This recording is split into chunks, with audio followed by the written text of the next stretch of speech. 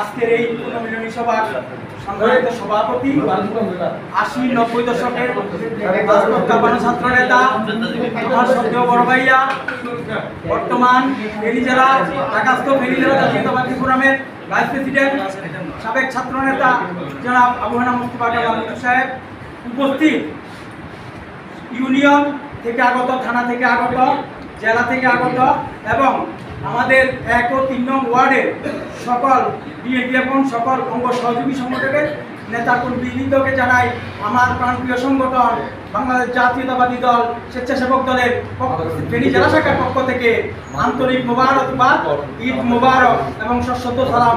আসসালামু আলাইকুম ওয়া রাহমাতুল্লাহি ওয়া বারাকাতুহু। প্রিয় সহযোদ্ধা ভাই ও বন্ধুরা এবং সিনিয়র নেতৃবৃন্দ, আপনারা এ পর্যন্ত সবার বক্তৃতা শুনেছেন, অনেকে অনেক অভিযোগ করেছে। আসলে গতকাল বিকালে স্বল্প সময়ের মধ্যে ওনারা তিনজনের সিদ্ধান্ত মোতাবেক হঠাৎ করে সিদ্ধান্ত নিয়েছে, আমার মুরব্বীরা ওনারা সিদ্ধান্ত নেওয়ার পরে এই পুনর্মিলনীটা হইতেছে। আমি বলছিলাম আর কি দ্বিতীয় দিন বা তৃতীয় দিন হলে বেশি সুন্দর হতো। ইনশাল্লাহ আগামীতে আমরা ১ সপ্তাহ আগে থেকে প্রস্তুতি নিয়ে রাখবে। ১ ও ৩ নং ওয়ার্ডের নেতৃবৃন্দকে আমি অনুরোধ করব যাতে আমরা প্রতিটা মসজিদে প্রতিটা ঈদগাহে বলে দিতে পারি আমাদের পুনর্মিলনী সভা হবে অমুক তারিখে বিকাল বেলায়, আপনারা সবাই অমুক জায়গায় চলে আসবেন, আপনাদের দাওয়াত রইল। তাহলে আর আমি আশা করি কোনো নেতা কর্মীবৃন্দ ঘরে ঘরে গিয়ে দাওয়াত দেওয়ার যে এটা ধরে সেটা ইনশাআল্লাহ কোনো নেতা কর্মীবৃন্দ ধরবেন না, দাওয়াত দিয়ে দেওয়া হয়। এই আশাবাদ ব্যক্ত করছি সবার কাছে।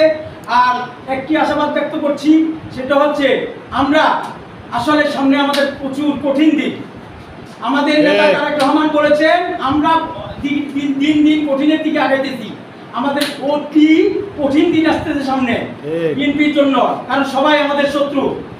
একদিকে জান্নাতের টিকিট বিক্রয়কারীরাও আমাদের পিছিয়ে লেগে রয়েছে, এনসিপির জাতীয় নাগরিক পার্টিও আমাদের পিছিয়ে লেগে রয়েছে।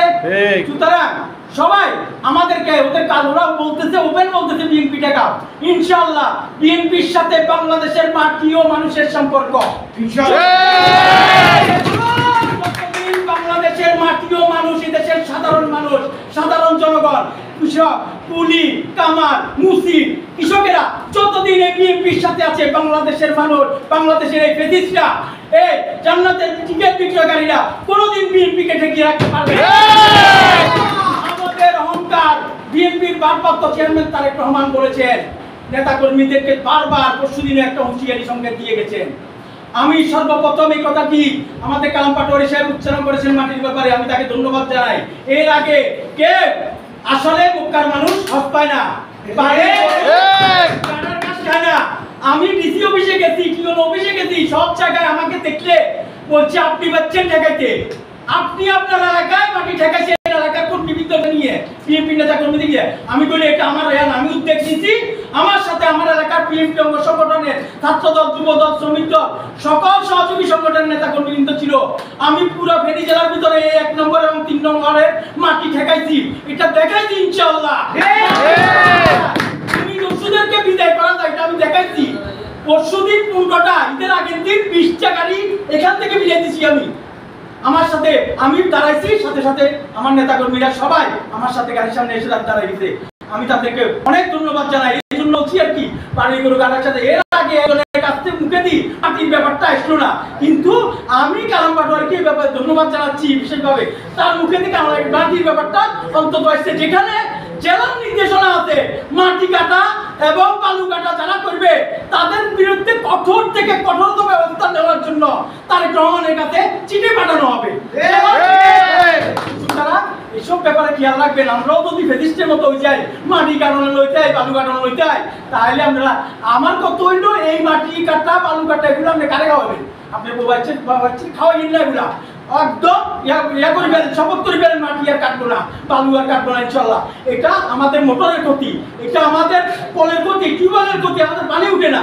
তো সুতরাং বলতেছি, আর শেষবারের মতো বলতেছি, এই ১ নং এবং ৩ নং ওয়ার্ড যে গ্রুপিং ছিল, ইনশাআল্লাহ আমি মনে করব আজকের এই পুনর্মিলনী সভার পরে আর কোনো গ্রুপিং আমাদের মাঝে থাকবে না।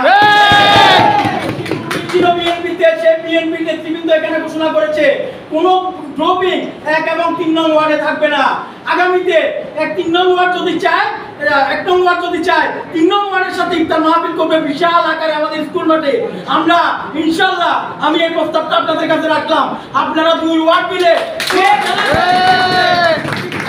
কাকে বলে কিভাবে করা হয় ইনশাআল্লাহ আমাদের 3 নং ওয়ার্ডে আবার দেখিয়ে দিতে উপজেলা নেত্রী কিন্তু আমার কাছে সরকারি বলেছে, বেলাল ভাই বলেছে খুব সুন্দর 1 নম্বর ওয়ার্ডের ইফতার পার্টি। বেলাল ভাই স্বয়ং আমাকে বলেছে এত সুন্দর ইফতার পার্টি উপজেলা নেতৃবৃন্দ করতে পারে নাই। সুতরাং সবাই সজাগ থাকবেন, আর ঐক্যের উপরে কোনো বিকল্প নাই। আমরা খালেদা জিয়ার লোক, আমরা তারেক রহমানের লোক, আমরা শহীদ প্রেসিডেন্ট জিয়াউর রহমানের লোক, আমরা সর্বোপরি টানের শীষের লোক। পক্ষে থাকবো যতদিন টানের শীষের পক্ষে থাকবো ততদিন বাংলাদেশ জাতীয়তাবাদী দল পিছপা হবে না। আমরা ইনশাআল্লাহ আগামীতে সরকার গঠন করব, কোনো তালবাহানা কাজে আসবে না। যেহেতু বাংলাদেশের 90% সাধারণ মানুষ আমাদের পক্ষে আছে, এই আশাবাদ আপনাদের সবার কাছে রাখছি। পরিশেষে বাংলাদেশ জাতীয়তাবাদী দল বিএনপির সম্মানিত চেয়ারপারসন দেশনেত্রী বেগম খালেদা জিয়ার সুস্বাস্থ্য কামনা করছি, যাতে মহান আল্লাহর কাছে দোয়া করি উনি যাতে অতি তাড়াতাড়ি সুস্থ হয়ে আমাদের মাঝে আবার ফিরে আসেন। আমি দোয়া করছি ওনার সাথে যেন আমাদের আগামী রাষ্ট্রনায়ক ভারপ্রাপ্ত চেয়ারম্যান জনাব তারেক রহমান সাহেব ফিরে আসেন একসাথে, এই আশাবাদ ব্যক্ত করছি। পরিশেষে সবাইকে আবারও ধন্যবাদ জানিয়ে আমি আমার ফেনী জেলা স্বেচ্ছাসেবক পক্ষ থেকে আবারও ধন্যবাদ জানিয়ে আমি আমার বক্তব্য এখানে শেষ করছি। আসসালামু আলাইকুম ওয়া রাহমাতুল্লাহি জিন্দাবাদ, ভারপ্রাপ্ত চেয়ারম্যান তারেক রহমান জিন্দাবাদ, আরবাত রহমান কোকো আমরো, শহীদ জিয়াউর রহমান অমর হোক। আসসালামু আলাইকুম। আমি আমাদের সন্ধ্যাবাদন জনাব রহিমুল্লাহ